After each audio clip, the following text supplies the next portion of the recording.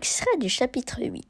Le tour du monde en 80 jours. Le gentleman anglais Phileas Fogg a fait le pari avec ses amis du Reform Club, qui fera le tour du monde en 80 jours, le 2 octobre 1872.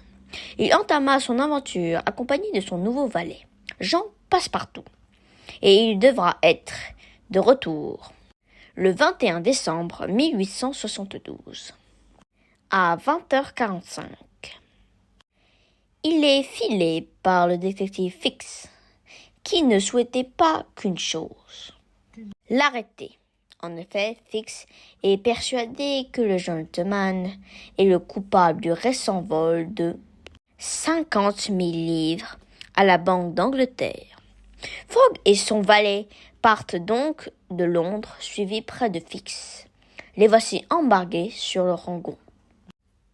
Pendant les derniers jours de la traversée, le vent devient très fort, fixé dans la partie du nord-ouest. Il contraria la marche du paquebot de Rangon, trop instable, roula considérablement. Les passagers furent en droit de garder rancune à ces longues larmes affradissantes que le vent soulevait du large. Pendant les journées du 3 et du 4 novembre, ce fut une sorte de tempête. La bourrasque battit la mer avec véhémence. Ce maintenant, avec 10 tours d'hélice seulement, de manière à biaiser avec les larmes. Toutes les voiles avaient été serrées, et c'était encore trop de ces agrès qui sifflaient au milieu des rafales.